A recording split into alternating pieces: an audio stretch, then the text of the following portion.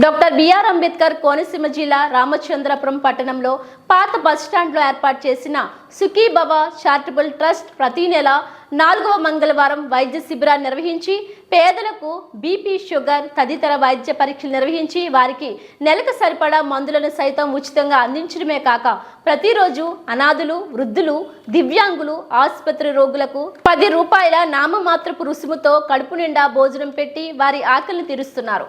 ఇక్కడ భోజనం తిన్న ప్రతి ఒక్కరూ ఎంతో రుచికరమైన భోజనాన్ని పెట్టాలని సంతృప్తిని వ్యక్తం చేసి వెళ్తున్నారు.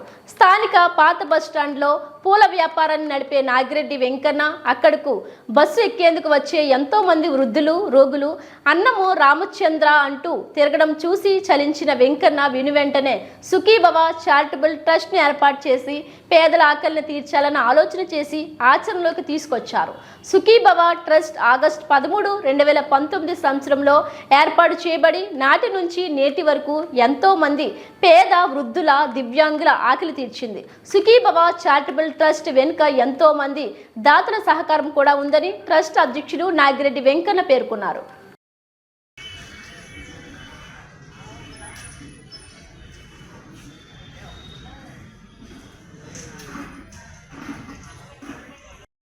నమస్కారం, నా పేరు నాగిరెడ్డి వెంకన్న.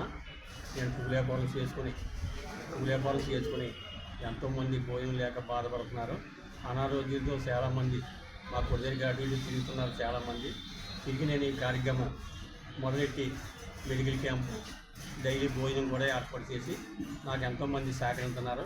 మా వాళ్ళు కూడా ఎంతోమంది 10 మంది దాకా నాకు సహకరించి ఎంతోమంది నెల సందా కట్టి వాళ్ళు ఒక 20 మంది దాకా పోగొట్టారు. ఇంకా ఎంతోమంది సాగించేస్తారని నేను ఆశిస్తూ ఈ మాటలు సెలవు తీసుకున్నాను.